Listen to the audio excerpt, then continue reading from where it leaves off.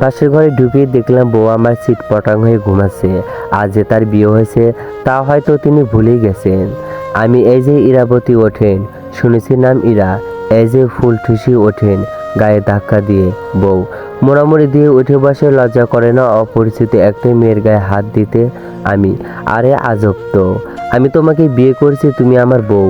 বউ তো কিনে নিয়েছেন নাকি, যা ইচ্ছা তাই করবেন? আমি, বিয়ে সম্পর্কে কিছু জানো বউ? পরে জানাবো, এখন ঘুম পাচ্ছে অনেক। Good night. আমি, আরে আজকে বাসর রাত, আজ একটু জেগে থাকেন বউ। দেখেন পেশার করবেন না, আপনার জন্য 11টা থেকে 12:30 পর্যন্ত জেগেছিলাম। আর পারবো না, বিরক্ত করবেন না। আমি তোমাকে তোমার ভাবি বা বান্ধবী কিছু বলেনি বাসরাত নিয়ে বউ? আপনি তো একটু অসভ্য, অপরিচিত একটা মেয়েকে তুমি করে বলছেন। আপনাকে আপনার বাপ মা শেখায়নি? আমি, আচ্ছা পরিচিত হয়ে নেই বউ, কেন বিরক্ত করছেন শুধু শুধু? আমি, আচ্ছা আপু আপনি ঘুমান। আমার বাসরাত জ্বলে গেল, গিয়ে ঠাস করে দরজা লাগিয়ে দিলাম। বউ শোয়া থেকে উঠে বসলো। দরজা লাগালেন কেন? এই পর্যন্ত যখন এসেছেন, নিজেকে একটা চা বিস্কুট অফার করো। আমি, না খুলে রাখি, চোর এসে আবার আমার সব কিছু নিজের মনে করে নিয়ে যাক। বউ কিছু বলল না, আবার শুয়ে পড়ল। আমি ওয়াশরুম থেকে কাপড় পাল্টে খাটে এসে বসলাম। বউ আবার উঠে বসলো, কান্নায় ভেজা চোখে তাকালো। আমি, কি বউ খাটে উঠলেন কেন? আমি, না খাটে উঠবো না তো আসমানে উঠবো। বউ একটু শান্তি মতো কি ঘুমাতে দিবেন না ভাইয়া? অসহায়ভাবে তাকালো। আমি, তুমি শান্তিতে ঘুমাও আর আমি অশান্তিতে ভুগি। তুমি কি অটিজম শিশু নাকি বউ? কিসের ঘুম কিসের কি? একেবারে কলার চেপে ধরে নিজের লিমিটেড থাকবেন। কিছু বলছি না দেখে কি মনে করছেন? চোখ রাঙিয়ে। আমি, আচ্ছা সরি, মিমি মানুষ রাগলে এত কিউট লাগে জানতাম না। কিন্তু বউকে পটাবো কেমনে, যা বলি তাতেই খেপে যায়। আমার তো বিড়াল মারতে হবে। বউ আমি এখন ঘুমাবো, আর একবার যদি বিরক্ত করছেন তো খবর আছে। আমি, আচ্ছা কাপড় তো পাল্টে যেন। বউ লাগবে না। আমি, নাস্তা খাবেন? বউ উফ মরো। আমি, আচ্ছা আমি এ পাশে একটু ঘুমাই। বউ না। আমি, তো আমি কোথায় ঘুমাবো? অসহায় কণ্ঠ। বউ ফ্লোরে ঘুমান তো। আমি, আমার রুম, আমি ফ্লোরে ঘুমাবো না বউ। আচ্ছা মাঝখানে একটা বালিশ দিয়ে ঘুমান তো। এই তো সুযোগ, তুমি এবার ঘুমাও, দেখো আমি কি করি। আচ্ছা বলে একটা বালিশ দিয়ে শুইলাম। একটু পর দেখেন আপনাকে বিশ্বাস করে খাটে শুইতে দিলাম। বিশ্বাসে ঘরে চুরি করবেন না। আমি, একবার ঘুমাও। লাইট অফ করতে চিল্লাই উঠল ইরা। লাইট দেন বলছি। আমি, আমাকে বিশ্বাস করতে পারেন, সত্যি বলছি ইরা। না লাগবে না, আমি কাউকে বিশ্বাস করি না। আর কি আর করা, অতঃপর লাইট দিয়েই রাখলাম। সে ঘুমাচ্ছে কিন্তু আমার মন আনচান আনচান করছে। কি মায়াবী চেহারা। সুর করে বালিশ সরিয়ে ফ্লোরে ফেলে দিলাম। একবার ভাবছি কাছে যাব, আর একবার ভাবছি না থাক, সবরে মোয়া ফলে। তারপরে ও আস্তে করে বুকে টেনে নিলাম, আর আগালাম না। সকালে তো ঘুম ভাঙতেই আমি অষ্টম আচার্য দেখে ফেললাম। আমার বউ আমার বুকে মুরগির বাচ্চার মতো গুটিসুটি হয়ে লেপ্টে গভীর ঘুমে তলিয়ে আছে, আর বালিশ ফ্লোরে পড়ে আছে, আর শাড়ি অর্ধেক খুলে মাটিতে। বোঝাই যায় সে এটা টের পেল ভূমিকম্প শুরু হয়ে যাবে। কিন্তু বউ তো আমারই, যা হবে দেখা যাবে। আমি আবার ঘুমিয়ে গেলাম। 7:30টার উপরে বাজে। ছোট বোন দরজা নক করলো। ফারিয়া, ভাইয়া ভাইয়া ওঠ, আম্মু ডাকতেছে। বউ পেয়ে কি আজ ঘুম ভাঙবে না? অমনি ইরা জেগে গেল। হঠাৎ বুকের মাঝে পিঁপড়ার কামড় অনুভব করলাম। আমারও ঘুম ভেঙে গেল। দেখি ইরা চিমটি দিয়ে দিচ্ছে। ইরা ছাড়েন বলছে। ছাড়েন। আমি হাত দুটো ফাঁকা করতে ওর দিক সরে গিয়ে কাপড় ঠিক করতে লাগলো, আর রাগী লোক নিয়ে, ইরা অসভ্য। আমি, ও হ্যালো, আপনি আমার জায়গায় আসছেন, আমার কি দোষ? ইরা, তো এদিকে সরিয়ে দিলে তো পারতেন, আর জড়িয়ে নিলেন কেন? আমি, হয়েছে, আমি অত দয়ালু না। ইরা, জানি লজ্জা একটা। তারপর কাপড় নিয়ে ওয়াশরুমে ঢুকে গেল, আর আমার মনে তো লাড্ডু ফুটছে খুশিতে। দরজা খুলতেই ছোট বোন এসে বলে গেল, আম্মু নাস্তা টেবিলে নাস্তা দিচ্ছে, ভাবিকে নিয়ে খেতে আয়। হাসতে হাসতে বলে গেল আমি, তুই যা ইরা, গোসল করে বের হইলেই আমি গোসল করলেই কেন ইরা বাসর করলো, গোসল করতে হয় আমি। আয় হায়, কিন্তু আপনি তো করেনি ইরা, না করলেও কারণ কি? হঠাৎ মনে পড়লো রাতের কথা, তার মানেও সব কিছু জানে, তাহলে এত অভিনয় কেন করলো? যান গিয়ে গোসল করে নেন, খুব খিদে লাগছে, কাল দুপুর থেকে কিছু খাইনি, গোসল করব না। গোসল করে নেন, আপনার জন্য সারপ্রাইজ আছে। আমি হয়তো কিস দেব মনে হয়, দাঁড়ান 2-5 মিনিট গোসল করে ফ্রেশ হয়ে আসছি। ওয়াশরুম থেকে ফ্রেশ হয়ে এসে থেকে ও নিচে চলে গেছে, গাধির ছাও, লজ্জা শরম নাই একটুও। তারপর কাপড় পরে সিঁড়ি দিয়ে নিচে নামছি। আম্মু আব্বু দেখে আমার দিকে তাকিয়ে আছে, ইসরে কি লজ্জা, রাতে একটা মেয়ের সাথে ঘুমাইছিস, মন চায় আবার রুমে চলে যায়। তারপর লজ্জা শরমের মাথা খেয়ে নাস্তা করতে বসলাম। ইরা আমার দিকে রাগি লুকে তাকাচ্ছে আর খাচ্ছে। আমি একটা পাউরুটি চিড়ে মুখে দিয়েছি। ইরা, আঙ্কেল আপনাদের ছেলের চরিত্র সমস্যা আছে। ও রাতে আমার বুকে হাত দিয়ে চায়। আব্বু কাঁচতে কাঁচতে চেয়ার ছেড়ে উঠে গেল। আমি লে হালুয়া আমার আর খাওয়া পাউরুটির টুকরো গলায় আটকে গেছে, হেসকে উঠতেছে পাপা পানি পানি। এই ছিল সারপ্রাইজ, মান সম্মান সব নিলামে উঠল। পাপা পানি পানি, এই ছিল সারপ্রাইজ, মান সম্মান সব নিলামে উঠল। ইরা মুসকে মুসকে হাসছে, আর আমি না পারছি সইতে, না পারছি কইতে। তার উপর এমন লজ্জা লাগছে, কিছু বলার ভাষা পেলাম না। অসহায় দৃষ্টিতে আম্মুর দিকে তাকালাম।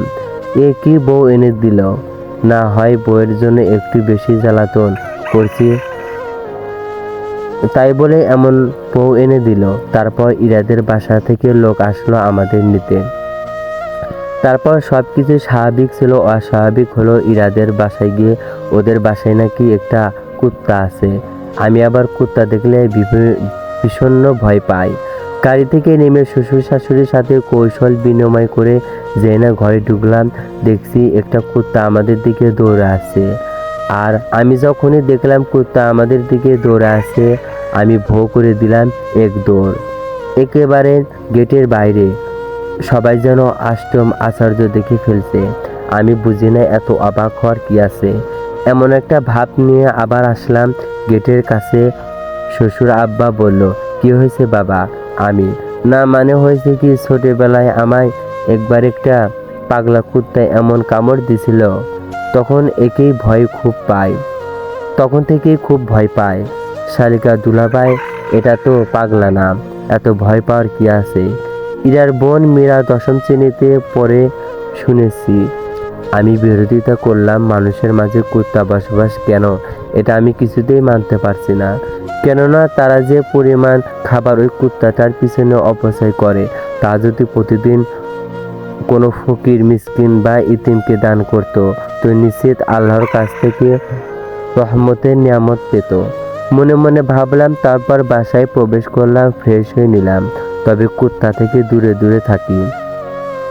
কিন্তু ইরার বোন মীরা এত দুষ্টু ফাজিল, মায়াটা বারবার আমার এক কুত্তার সামনে ফেলে ভয় দেখায়। আমার সামনে বিস্কুট ছুঁড়ে দেয়, কুত্তা দৌড়ে আমার দিকে আসে। আমার কলিজা ধুকপুক করে। আমি চোখ বন্ধ করে নেই, ও খিলখিল করে হাসে। শালি আমার হার্ট অ্যাটাক কইরা মারতে চাই, কইতেও পারি না, সইতেও পারি না। আমিও ওরে দেখে নিমু, আমিও কম কিসের, নতুন বলে কিছু বলতে পারছি না, নইলে মাইরা তক্তা করে দিতাম। বিয়ের সময় যে সব আত্মীয় আসতে পারেনি, তারা এখন আসছে। এদিকে এক এক করে সবার সাথেই ইরা পরিচয় করিয়ে দিচ্ছিল, এ অমুক ও তমুক। সন্ধ্যার সময় ইরা হালকা কিছু নাস্তা নিয়ে এলো, বলল নাস্তা খেয়ে নিতে। আমি 30 সেকেন্ডের নাস্তার দিকে তাকিয়ে আছি। কি দিল? 2টা কাঠ বিস্কুট, কয়েক পিস আপেল, কয়েকটা আঙ্গুর, একটা পেট্রোল বোমার কাপ, মানে 4 কাপ। চা খেলে আমার জিহ্বা পুড়ে যায়, তবে এতদিনে এই বুদ্ধি হয়েছে যে চা খেলে এখন শরবত করে খায়। এরই মধ্যে ইরা জারি মেরে বলল, খাও না কেন, খাইতে দিতে হবে নাকি? আমিও বলে দিলাম, দাও তবে। ও চোখ রাঙিয়ে বলল, তাহলে একটু চাবিও দিও, যত সব নেকা। আমি, না আফা, লাগতো না। অন্যে যান মনের দুঃখে নাস্তা শেষ করলাম। ভাবছি আমার কপালে এমন unromantic third person singular number বউ জুটল। কত স্বপ্ন ছিল একটা রোমান্টিক বউ জুটবে। বাল পাইছি, বউ পাইছি। পাশের রুমের সামনে গিয়ে দাঁড়ালাম। জানালা দিয়ে দেখলাম শালি একা একা টিভি দেখছে, বিখ্যাত সেই মুভি টাইটানিক। রোজ আর জ্যাকের সেই কাছাকাছি ঘনিষ্ঠ দৃশ্য চলছে। রুমে ঢোকা মাত্রই দাঁড়িয়ে গেল শালি। শালি আমাকে দেখে কাছুমাছু হয়ে আমার সামনে মাথা নিচু করে আছে। বুঝতে পারলাম শালি আমার লজ্জা পাচ্ছে। শালি আরও কিছুটা আমার দিকে ঝুঁকে এসে বলল, ধরেন। আমিও ধরলাম রিমোট। আমার হাতে রিমোট দিয়ে শালি দৌড় দিয়ে রুম থেকে বেরিয়ে গেল। একা একই আর করব। রিমোট দিয়ে চ্যানেল ঘুরিয়ে ঘুরিয়ে খবর দেখতে থাকলাম। এরই মধ্যে শ্বশুর আর শাশুড়ি রুমে এসে বসলো। টুকটাক কথা হচ্ছিল। আমি যেহেতু ব্যবসা করি, বাবার সাথে সে সম্পর্কে, আমার ব্যবসা বাণিজ্য কেমন চলছে। কথাই আছে না, যেখানে বাঘের ভয় সেখানে রাত হয়। আমার বেলা হয়েছে, যেখানে বেজোট হবে সেখানে ব্যাটারি চার্জ শেষ হবে। রিমোট দিয়ে চ্যানেল বদলাচ্ছি, হঠাৎ করে রিমোট কাজ করছে না, বোধহয় ব্যাটারি শেষ। এমন এক চ্যানেলে এসে ব্যাটারি শেষ হয়েছে। কি আর বলবো। আপনি কি দাম্পত্য জীবনে অসুখী? বিয়ে করতে ভয় পাচ্ছেন? অনেক টাকা নষ্ট করেও কাজ হয়নি, আর চিন্তা নেই, মাত্র এক ফাইল সেবনের রেজাল্ট, বিফলে মূল্য ফেরত, কোনো পার্শ্ব প্রতিক্রিয়া নেই। পুরা 3 মিনিট চলল। আমি মেকানিকের মতো মাথা নিচু করে খুঁটিয়ে খুঁটিয়ে রিমোট দেখতে লাগলাম। আরও চোখে শ্বশুর আব্বাকে দেখলাম, মাথা উঁচু করে সিলিং ফ্যান দেখছে। মনে হচ্ছে সেকেন্ডে কতবার ফ্যান ঘোরে সেটাই শুনছে। হঠাৎ করে কারেন্ট চলে গেল। যা খুব জোর ইজ্জত নিয়ে কোনো রকম বাঁচলাম। কিন্তু সন্ধ্যার পর থেকে আমার বউ মহোদয়ের কোনো খোঁজ পেলাম না। উনি রান্না নিয়ে ব্যস্ত। রাত 9টার সময় ডিনারের জন্য শাশুড়ি আম্মা ডাকলো। বউয়ের ছোট ফ্যামিলি, শ্বশুর শাশুড়ি, বউ আর বউয়ের বোন। চেয়ার টেনে টেবিলে বসতেই দেখছি এরা আরও চোখে রাগি রাগি লোক নিয়ে তাকাচ্ছে। শালিকা দেখে মুচকি মুচকি হাসছে। আমি বিপদের আভাস পেলাম।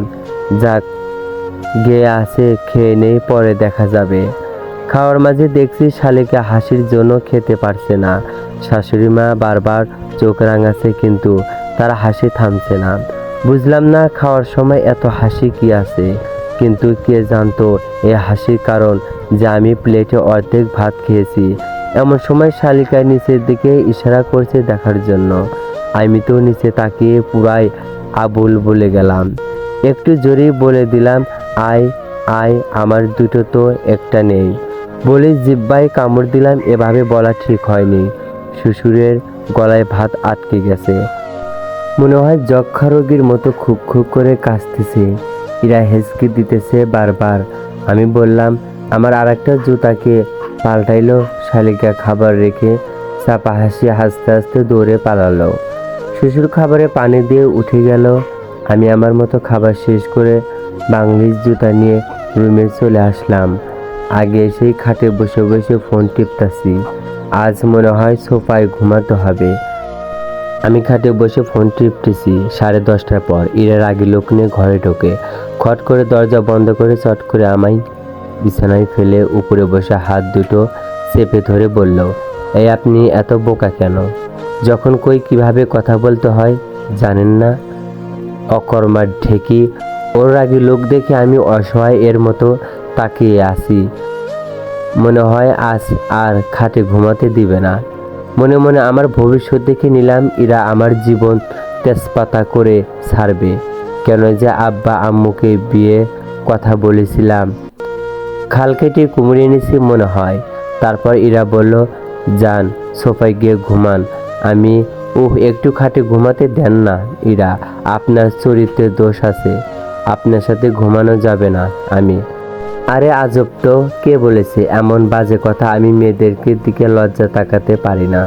এরা, সেটা তো আপনার বোকা বোকা কাজগুলি বলছে। খাটের উপাশে ঘুমাবেন, মাঝখানে বালিশ থাকবে। এপাশে আসলে খবর আছে বলে দিলাম। ও শুয়ে পড়ল, আমিও শুয়ে পড়লাম। মাঝরাতে মনে হলো আমি মনে হয় বালিশ টপকে চলবে।